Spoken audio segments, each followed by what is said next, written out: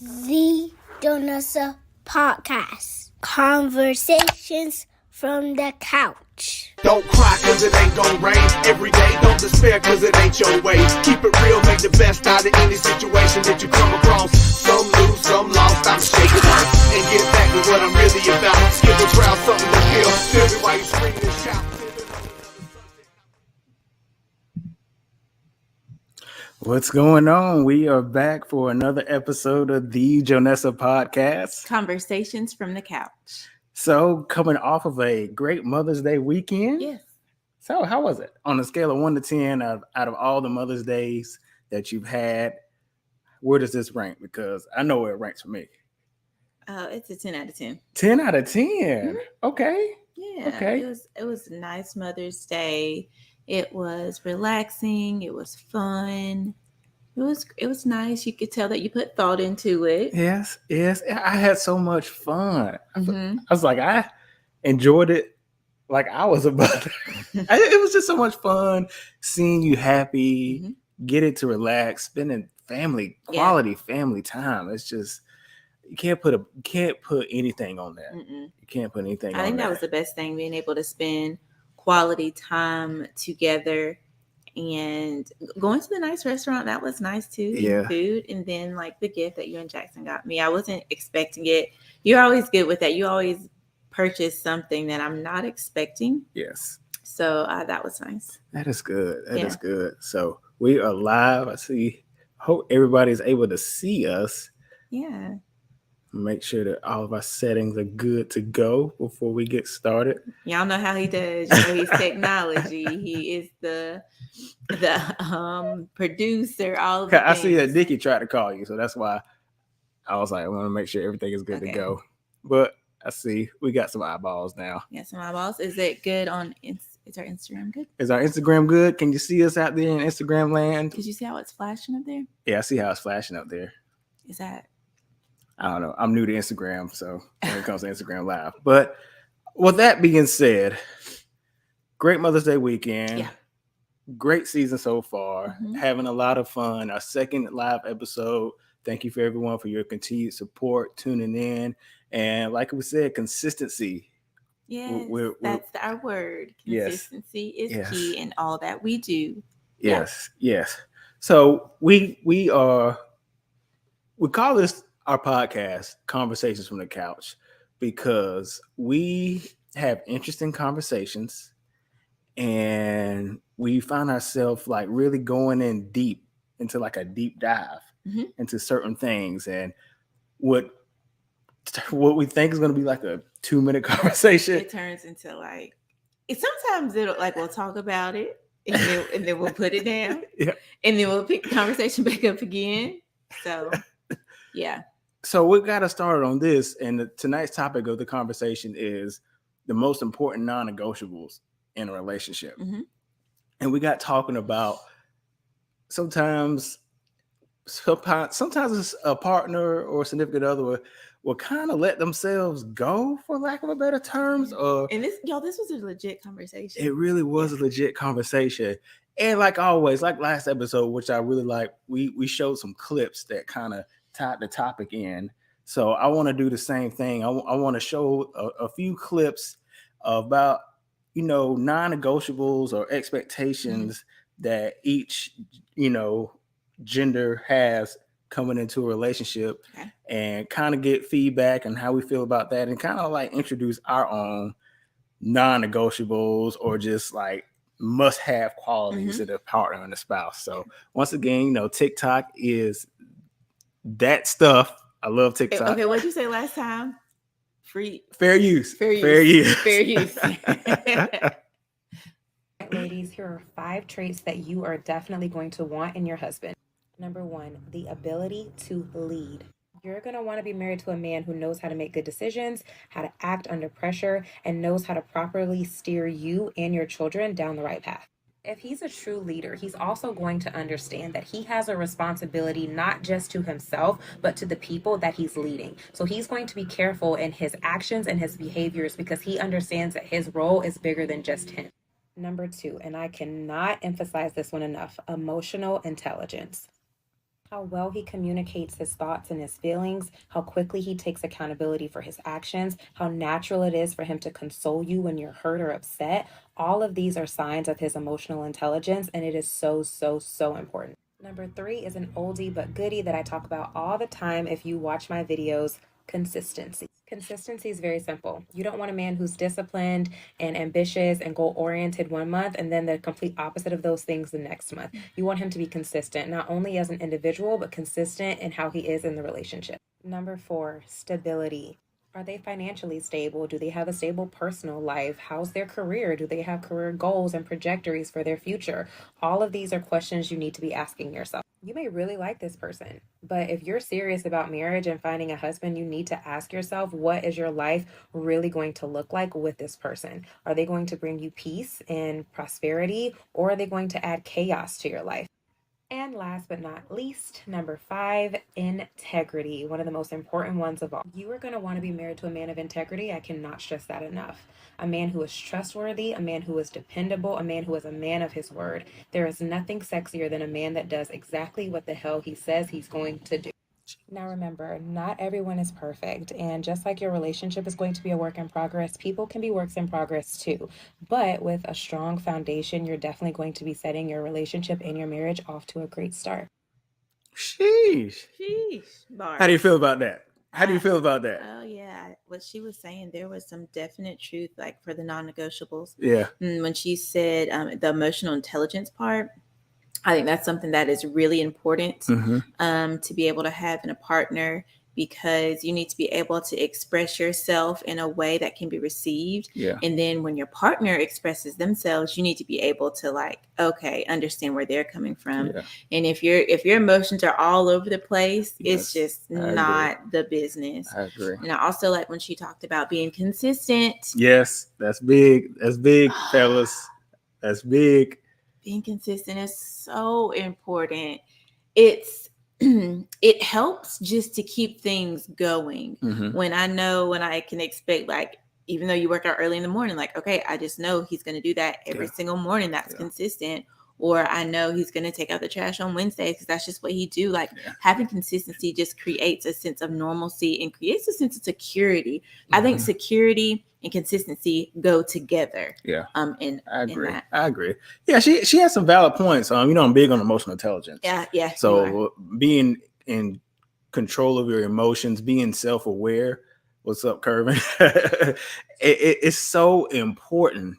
And for a male or female, for any spouse, that is so important. So when she did her list, I wasn't mad at that. Okay. I wasn't mad at that at all. But I really like the list that she did for females. So let's check this one out. Okay. All right, queens, you guys have been asking for this one. 5 traits that all men want in their woman. Here we go. Number 1, physical attraction. If you want to know one thing about men, it's this: they are absolutely visual creatures. I cannot stress that enough. A man of quality is going to want a woman who takes pride in her physical appearance. She doesn't necessarily have to be the most beautiful woman in the room, but she is going to be a woman that understands the importance of how she presents herself to the world. Number 2, cooperation. And this one is so simple. If you want a man that's a natural leader, you're going to have to know how to cooperate. He's going to want to see if you can be a partner, if you can be a team player. He's not going to want to fight with you over every single little thing. If you are stubborn, combative, closed-minded, and negative, a man of quality is going to find that extremely unattractive. A lot of us women get into the bad habit of making everything a battle. And if you want a man who is high quality, he is going to have way bigger things on his mind, like running your family in the right direction. He's not going to want to argue with you over what you are going to have for dinner. Number 3, to feel wanted. Don't get me wrong. He wants you to be fully yoked. He wants you to have a life. He wants you to have all of those things. And you can be independent. You can be a boss woman, but just make sure that you're operating in that feminine energy that makes a man feel wanted.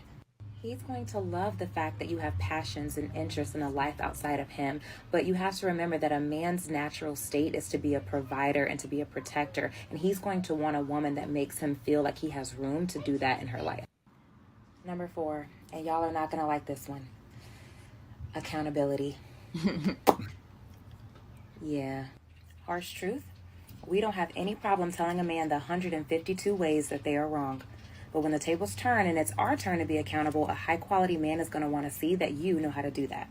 Can you apologize? Can you hold yourself accountable? For some reason, for us women, it's so hard to acknowledge when we're wrong and to say that we're sorry. But a high quality man is going to want to see that you can do that. It goes back to being a good partner.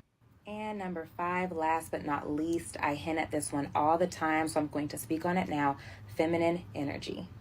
I know for some reason whenever people talk about masculine energy versus feminine energy, it gets so controversial, and I really don't understand why that is. It's honestly very simple.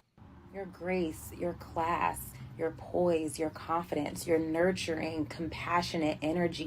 If he's really looking for a wife, he's going to want to see a woman who can bring the qualities to the relationship that he naturally as a man cannot.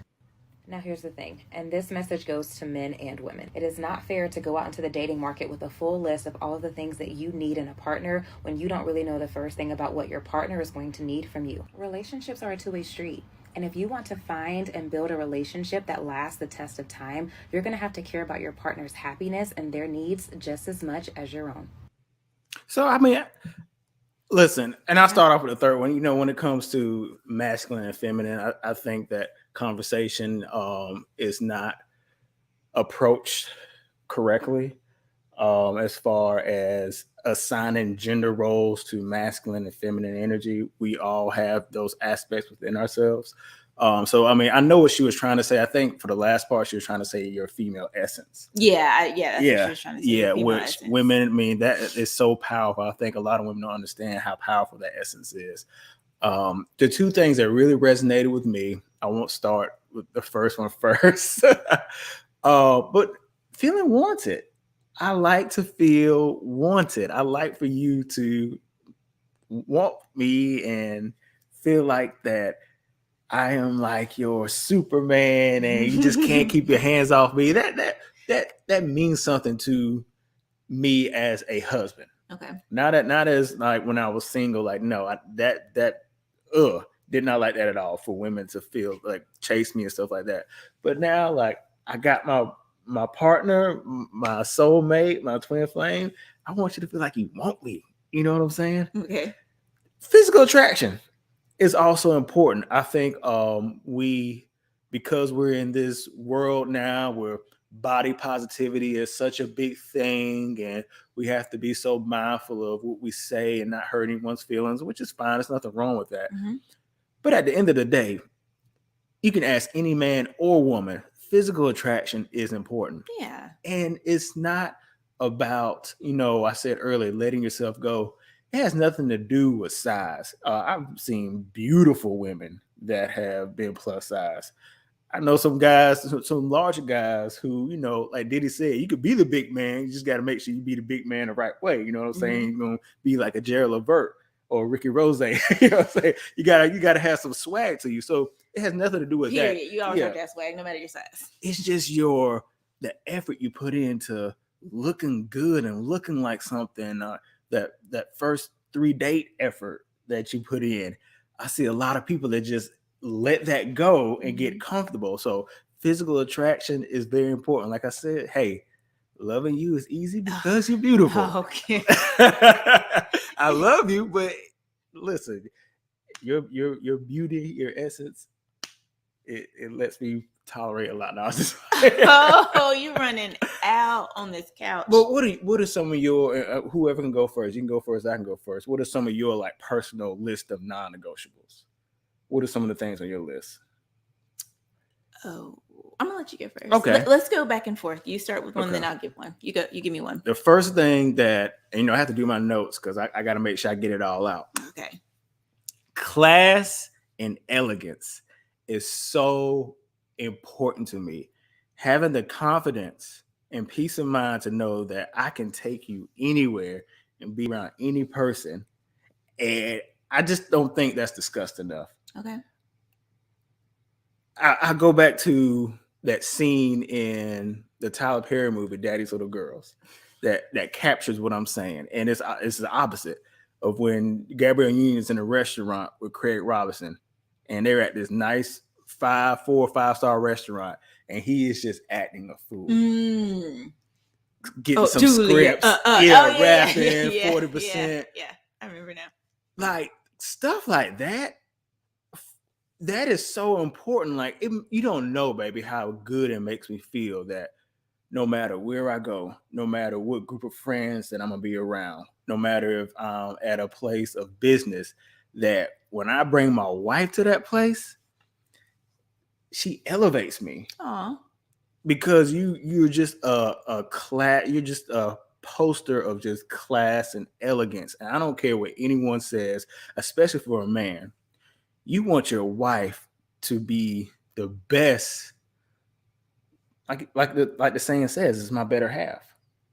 And it really says a lot about a person of who they choose to be your spouse. Yeah. And I remember when we were downtown Greenville and we saw one of the people that work in the district, and think about how embarrassed you would have been if I was like my man in the Tyler Perry movie, just acting ratchet and acting hood. So I think that's very important. I would have been embarrassed. Yeah, yeah. That would have been embarrassing. Yeah. You're right. So that's at the top of my list. I won't say it's number one, but that's at the top of my list of non-negotiables. Like you have to have class, you have to be elegant. I'm sorry.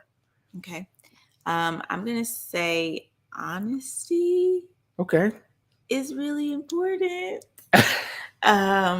Because like the trust issues like that kind of can control. Mm-hmm. So I have to know like in you that you're going to be honest with me, even when it's going to sting a little or hurt a little. Yeah. Because if you know your partner's being honest, like that just goes back to like, okay, if something, maybe I'm not cooking the food the right way, or I don't look like a certain way, I know that you're going to be honest and tell me the truth, and not to hurt or hinder, but it's going to be to help and elevate and make things better.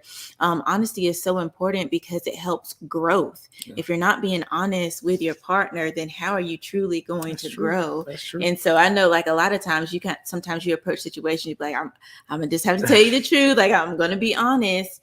And so I know like when you say that, then I'm going to have to kind of turn my ear and really listen, because you're coming up from a genuine and open place. Yeah. And so I have to be willing to receive what you have to say when you're being honest. So honesty is like actually like at the top of my list, because if you don't have honesty, you really aren't going to be able to trust a person to be able to grow a relationship. Yeah. So honestly. No, I like that one. You're making me look bad now because you can be classy. Oh, no more. You can be lying as long as you're classy.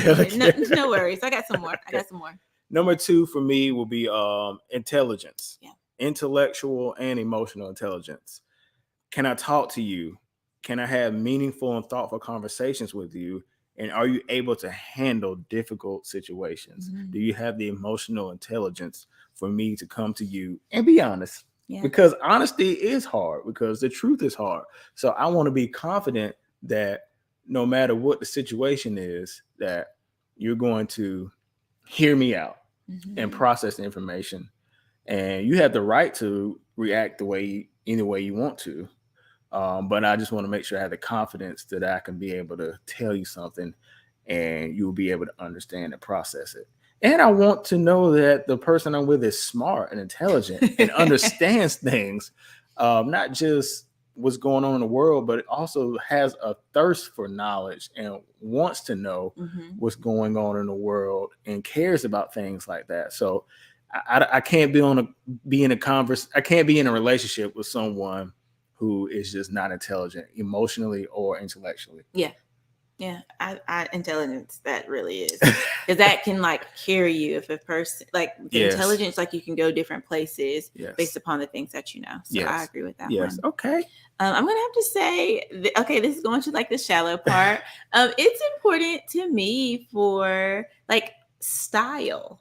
Oh, okay. I know, like y'all are probably like couch because like what? That's not important.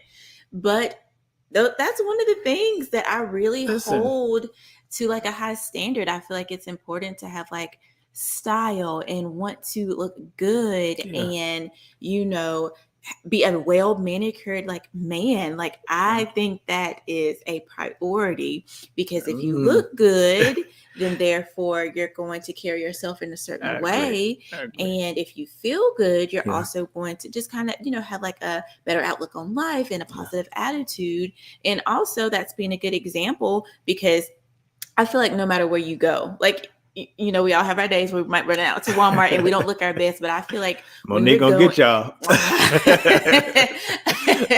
I feel like when you are presenting yourself in front of people, Yeah. it's important to make sure that you look a certain way and that you've put a certain effort into yourself. So it like having style, having, you know, being able to put yourself together, that's important. It is.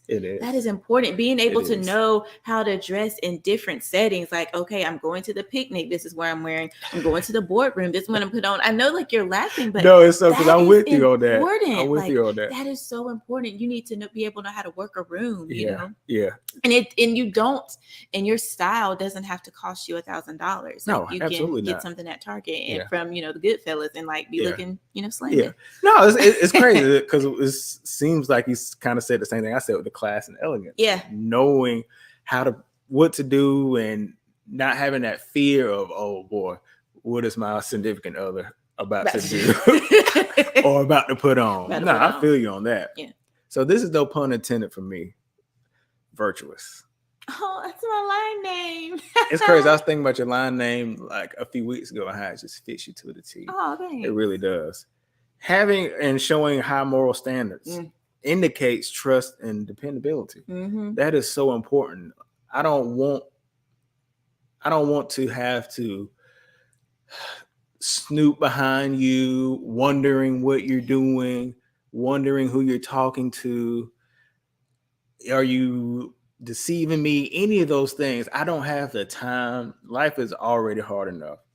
And the person that you choose to be with, you want to make sure that person has your back fully and completely. Yeah. And a person that doesn't have high moral standards or values is probably going to struggle with having your back completely. So having someone that is virtuous, you don't know, baby, how thankful I am that I don't have to worry about who you're texting, who might be DMing you or you DMing them, like at all. Nobody. Only thing I have to worry about is your Amazon cart. But other than that, like that's like the only thing in your phone I have to worry about. But because I mean, full transparency, I've been there before, and when I tell you that's the absolute worst place to be. So a virtuous person is definitely a high quality that I have to have. That's a non-negotiable for me. You have to be virtuous. Oh, virtuous. So it's crazy. Like we're saying the same things, but it's kind of like I felt like that went with the honesty. Yeah, I felt like that kind of connected with the honesty. Don't you feel that way? Yes. Okay. Yes. So I don't know the word to describe it, so I'm just going to say it like this. Okay. But I'm going to say a person has to have a high self-worth. Okay, has to really value themselves as a person first, because like if you don't have self-confidence, that's it. That's it. Yes, that's important. High self-confidence and be secure in the person that you are. Yeah. I think that's important in a relationship, because when a person shows their insecurities, and granted, we all have them, but when insecurities like show up in a person that's just constantly insecure, it makes you not want to be around that person. Like, like no, like you're thinking things that's not real. But when you have that self-confidence, like it attracts, me to want to be around you. When you have that self-confidence, it attracts others to want to be around you. You're able to get things accomplished. Like if you have tasks and a person has self-confidence, like you're like, okay, I know we can get this done. I know we can get jobs and things done together. So I think self-confidence is so important to have in like a significant other. Yeah, that's true. I mean, I can't argue with that. That's a great point. Nothing beats confidence. And like you said, when you are a confident person, it attracts. You have that aura, and it's just people come naturally to you. You just pull people. So you're like, hey, that's a cool kid. You are extremely, when it comes to that, your aura, your essence, your charisma. I think your confidence shows. And I mean, you're hard on yourself, but when you are on your stuff, like when you are at your career on your 9 to 5, and when I see you in that arena in the element, you can't tell you nothing. You really can't. And I like that. I admire that. So I agree. Attractive. Hey. It's on my list. Okay. Like I said, loving you is easy when you're beautiful. So crazy. And like I said before, if a person says that's not important, they're not being honest. That is important.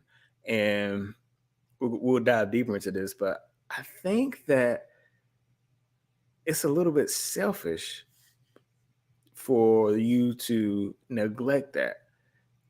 Just for me, you met me when I looked a certain way when you met me, that the way I looked and the way I presented attracted me. Attracted. Yes. Me to you. Exactly.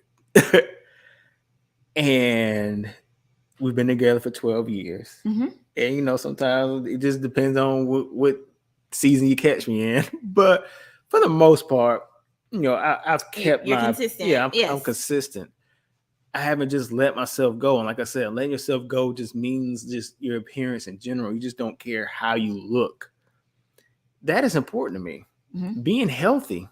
And like you said, that's a reflection of how you feel about yourself and your confidence level. So that's important to me. Okay. So attractiveness. Yep. Okay. Okay. So I am going to have, you were finished with that one before, Yeah. before I was ready.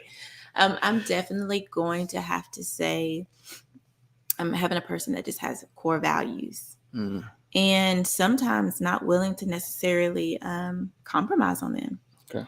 I think that who you are at the core is who you will always be. I agree. And so if you don't have those morals and those values that you're willing to stick to and almost like, die on the sword for, then that's a problem for me. Yeah. And I do think, when you're finding a partner, you need to find someone that says, I have these morals, these are my values, and I'm not bending on them. I'm not breaking on them, because that just tells you a lot about a person. Yeah. And so I would definitely have to say a person that has high morals and values is so important. And I feel that you definitely have morals and values that you're just not going to break some things. No. And I mean, as crazy as you can be about it, there's just some things that, you'd say, I'm not going to do that. Okay. You gotta worry about it. You don't got to worry about that. I'm just like, that's such a strong way to say you would never do it, but to have such a high standard for yourself and for your morals and your values that you have, it really, it's admirable. Yeah. I like that. I like that. Good one. My last one is ambitious.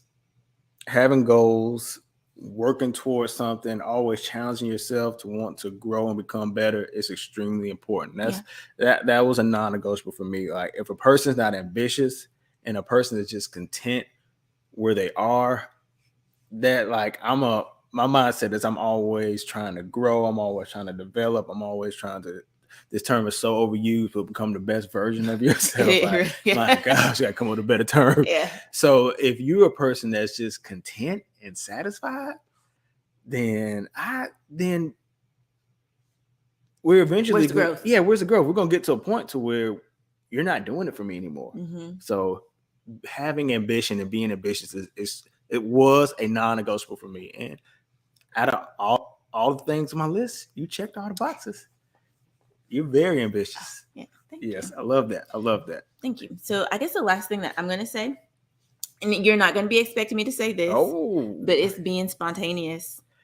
Wow. See, I know not. You weren't expecting me to say that. I was not. But if you think about it, it makes sense. I think a person that's like spontaneous and just like, okay, this is what we're doing today, and it's kind of like off the script. I'm like, oh, I like that. A little nervous, but okay, we're gonna go with it. You got me excited. Yeah, man. But you think about sometimes you're like, okay, JoNessa, I kind of want to do this today, and I'm like, okay. Think about all the times I'm like, you're right. Okay. You're down for it. Yes. So being spontaneous, like there's just something about that. Wow, like routines and things being in order is so important in life. Yes. It's a very high value for me. Being spontaneous is just something that's I don't know. It keeps things exciting. No, that's so important, and man. It keeps things like just fun. Yes. I love that you said it. Listen, we might be doing everything now, boy. Don't run out. But I love that. That keeps the relationship interesting. Like if you just always doing the same thing, it can get boring. And I'm sorry, boredom is not good. And like I said, you get complacent and you start taking each other for granted, and you start blaming the other person because, okay, why we aren't ever doing anything? And then it can cause resentment to sink in as well. Yeah. Because like, I could be doing all this, but you don't ever want to do anything. So I love that, baby. I like that. I like that. So one of our favorite shows is Insecure. Y'all know that. Couch Cousins, y'all know that. They need to come up with another season or a movie. Issa, we miss you. But in one of the first, I think it's like the first season, actually. It had to be the first season, one of the first couple of episodes. Mm-hmm. Issa left Lawrence because he was not working. I can relate. So it made me think about this. Is it selfish or irresponsible for your partner to no longer meet one of your must-have qualities? So on that list of non-negotiables that you initially, let's say hypothetically speaking, like y'all had that conversation. Mm-hmm. Like you said, Joe, this is my list of non-negotiables. I said, JoNessa, this is my list of non-negotiables. Cool. Let's do it. I'm good with that. You're good with my list. You're good with your list. Let's do it. Let's do it. And we've been meeting that list. Yeah. And all of a sudden, I'm not meeting one of the non-negotiables on your list anymore. Is that selfish of me? Or would that be selfish of you? It's selfish. Okay. It's selfish because your partner has made you aware of something that they really value. Yeah. And if you truly value your partner, you are going to try your best to be consistent in keeping that non-negotiable. Okay. So if I tell you that it's important for me to have honesty, and you're no longer being honest, you lying, you cheating, you scheming, you're doing all kinds of crazy things, that is a problem. You no longer respect what I think. And not that your thoughts have to be my thoughts, not that we have to think the same, but that's a value that I have that has to be consistent. It's called a non-negotiable for a reason. Yeah. That means that it can't be swayed. And you knew coming into that joint relationship that this is what I'm standing for. And so if you tell me like, okay, one of the things on your list is being attractive, or like, keeping yourself up, keeping yourself together. And then I kind of slowly start letting myself go. Like I'm no longer also thinking about your needs and wants. And in a marriage, in a relationship, period, you also have to consider that other person. I know in the last episode we talked about like singleness and having yourself in mind, but when you decide to like get married and be like together, you have to think about that other person. So it is selfish. I know that's hard and you can disagree, but it is selfish if you start letting that other person's non-negotiables go by the wayside. Wow. And you went with the extreme with the cheating and all that stuff. No, that's cool. That's cool. That's cool because we're going to talk about it. Okay. But I agree too. Yes, one of the things that on my list that I didn't go all the way to the extreme, but like I said, and I said we're going to go deep into this. Letting yourself go.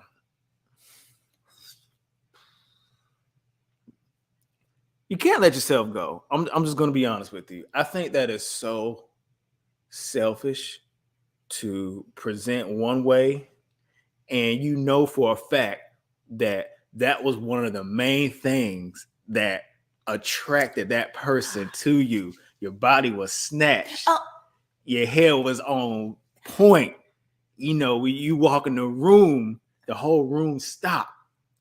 And now you walk in the room, the whole room stops for a different reason because they're like, dang, homie, in high school, college, you were the man, homie. So I think that's so selfish. And I get so, and you think that I'm capping, I'm like not telling the truth. A big part of the reason, like, yeah, I like the way I look, but I want to look good for you. You know what I'm saying? Like, that's important. Like, I want you to feel like you have a husband that is attractive. You can take him anywhere. He's going to stand out. He's going to make me look good, and vice versa for me. Okay.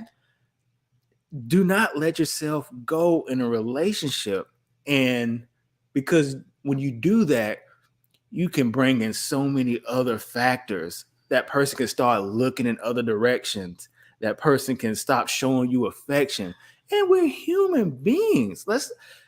These are conversations that I think people are afraid to have, but they need to be had because I think it's a little bit selfish, especially the caveat being if the other partner still puts effort into how they look.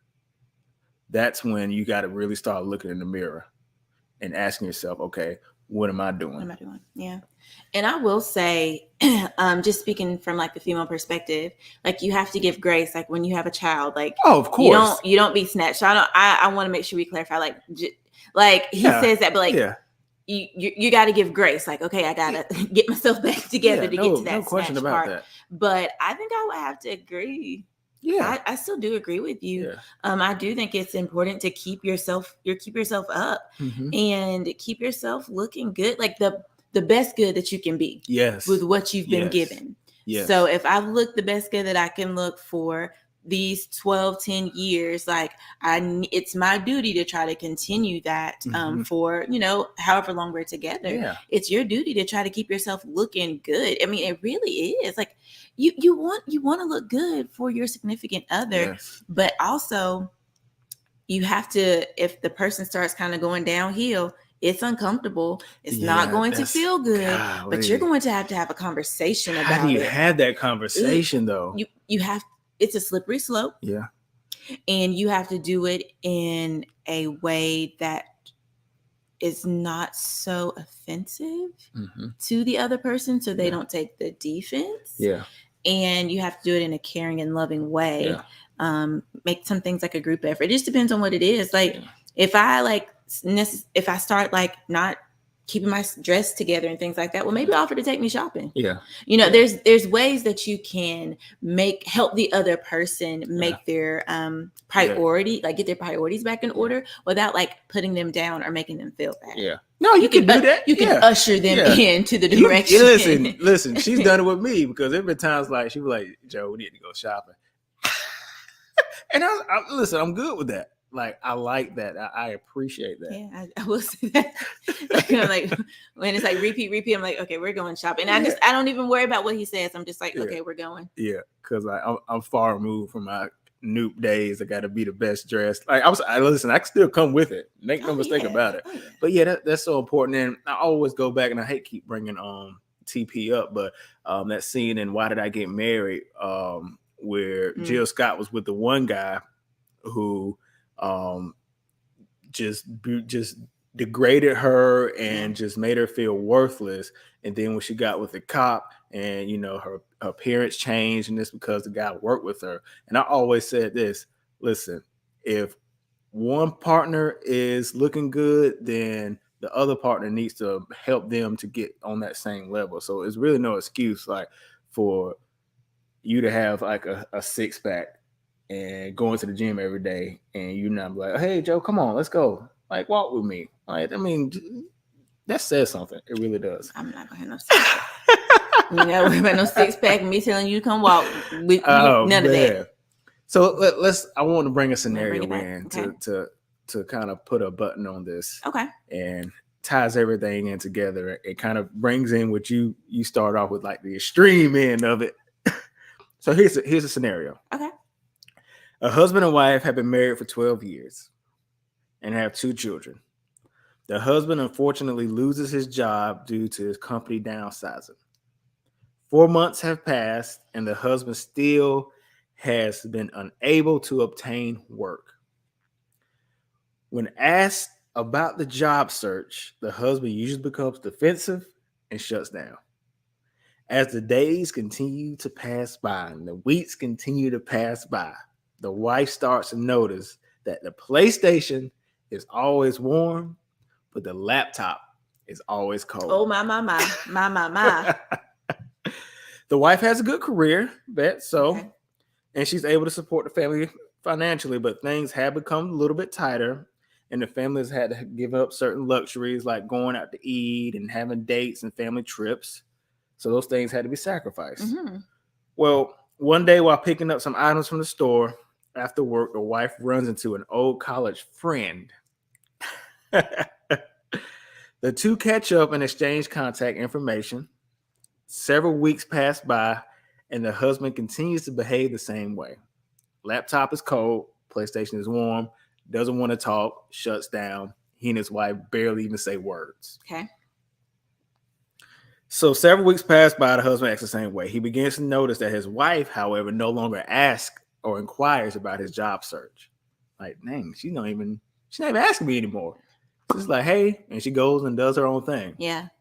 Well, one night while his wife was in the shower, he picks up her phone and goes through her call log and text messages. The husband discovers the messages exchanged between his wife and her former college friend. The husband is heartbroken as he reads through the text messages and discovers that his wife is currently engaged in a physical affair with her college friend. Whew, this is heavy. You talking about me going to the extreme? Okay. So, baby, who is at fault, and or who deserves the most blame for where they are right now, the husband or the wife? Oh, I feel like it's a setup. Oh, let's go. I feel like it's a setup. Let's go. I have so many points of views of who the fault should be, but I will say that some of the fault is going to have to go on the wife because because she said, okay, like, when are you getting a job? Or, she talked to him about, like, working to get a job or whatever, by putting in some work. But she didn't really necessarily give him any more of a warning. Like, that was it. Like, okay, I'm gonna let you finish. Thank you, sir. I'm sorry. Like, she didn't give him too many more warnings. And I don't even know why you're getting bent out of shape, because y'all, how men can be sometimes. Y'all can be, like, really, like, a thick head. And we know as women, sometimes we have to say things multiple times for it to get across to you all. So I'm kind of blaming the wife that she put her, and also because she put herself in that predicament. She already knew, like, you had no business. You had no business giving that man your number. It's an old college friend, baby. It's an old college friend. Let me reach back and get on old college friend. Old college friend. No. So I am putting some of the blame, like, I think you're being a little bit hard on the woman. I kind of probably am. Because you don't know. Think about it. Put yourself in this situation. If you know how hard you work, let's just say that this woman is working even harder than you. And you, listen, couch cousins, family, my wife works hard. Come on. And you're coming home every single day. Yes. And I am not even attempting to look for work. And on top of that, I'm not even engaging in a conversation with you. I'm acting like it's your fault. Yes. I'm not contributing anything. So as an adult, you're going to want to have someone that you want to talk to and confide in. Yes. And you're a woman, so you're going to want to be wanted as well and noticed. So you're dealing with all these emotions. And on top of that, you're the one that's keeping the roof over the heads of your husband and your kids and the food on the table. The wife was just at her wit's end. And at the end of the day, you got to be cognizant of the fact that you're human. And there's certain things that you want. Mm-hmm. And if you are not getting it and you're longing for it, somebody is going to step in and fill that void, whether you like it or not. So yes, you have this list of non-negotiables that you're not going to put up with. But are you the person that's violating that list or causing that person to violate the list? So they both at fault. I think the husband. They're both at fault. I think the husband is more wrong than the wife. And honestly, I'm just gonna say that they're both at fault, because the husband should have gotten off his behind and found a job, and also kind of see what was going on with his wife. And then the wife should have opened up her mouth and said, like, something. Yes, we understand she was asking about when you're gonna get a job, but she could have also talked to him about, hey, can you start doing more things around the house? Like, there were conversations. I spit. I'm sorry. Oh, no. There were conversations that should have been had on both ends for them not to have to end up on the place that they did. Because, okay, say he is at home. Okay, that is fine. Mm-hmm. So you're going to pick up the children from school. You're going to make sure that you're doing most of, like, the chore work, because like, you're here, and I'm going to still take care of us financially until you can get yourself on your feet. Yeah. Like, I speak up and say that as a woman, and as a man, he should have been like, okay, I'm going to step up and take on some of these things and still make sure that I'm supporting my wife in the role that she is having right now. Yeah. No, I agree. I mean, it's competitive out here, and you get that old college friend that's been wanting to holler at you. Listen, I listen. I know what I have, and I value you more than you ever know. I'm gonna do whatever it takes to make sure I'm about that, and vice versa. But still, I'm not even gonna put myself in that kind of situation. But life happens, Joe. Yeah. Like I don't mean no harm. Like life happens. I don't think we need to get on high horses. Life happens to sometimes you just get into that complacency, and you have to think about it. If he also lost his job, what did that do to his self-esteem? How did that make him feel as a man? Maybe he went into some like kind of depression. You know how we've also talked about on different podcasts where we were saying like there's at times where you have to step up and like be there for your partner. Yeah. So maybe it was going to have to be a time where she kind of stepped up to have to be there emotionally for her husband. So that's what I'm saying. Like, she was kind of in a better place mentally than he was. Yeah. I mean, I agree. 6 months is a long time, though. Yeah. I'm not gonna. He should have got up and to get a job, but life happens, and you know your mental does what it does. I agree. I guess one of the things I want to I guess my closing statements would be is, and I probably sound like a broken record, is just not. I think we get complacent and we start taking our significant others for granted. And I like to do like the boss test.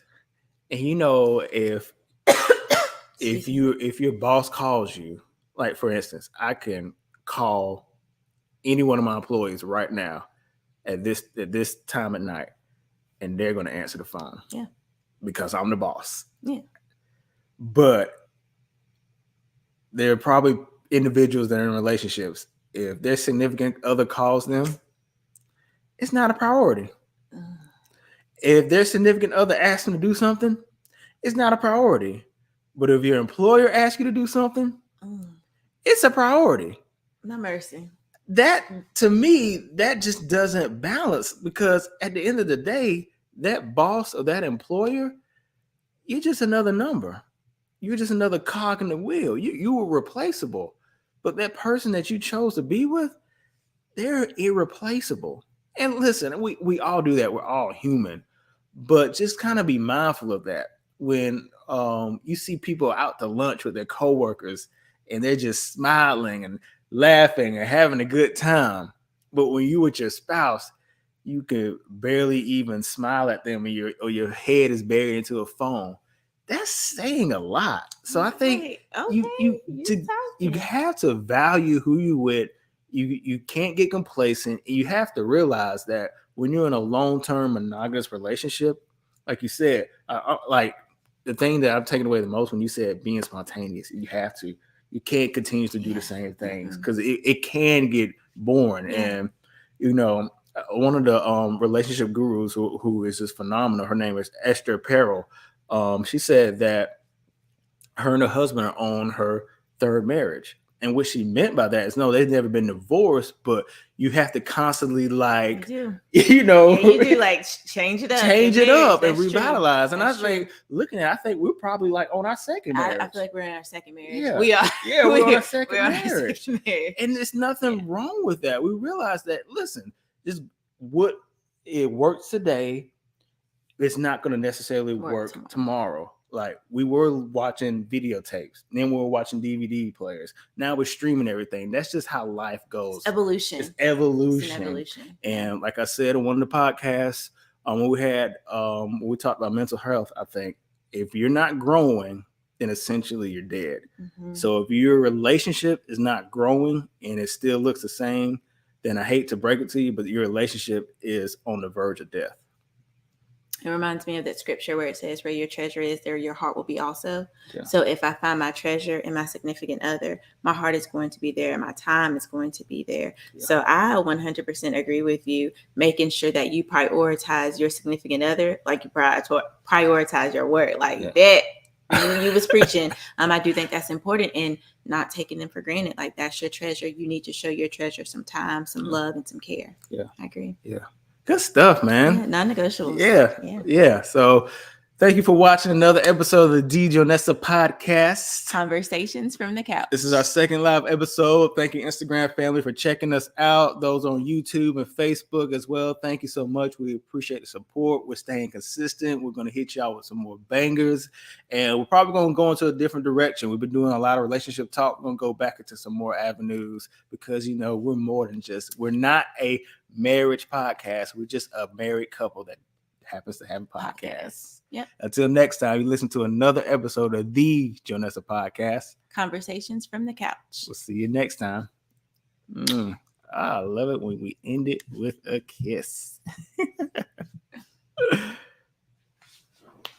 The JoNessa podcast. Conversations from the Couch.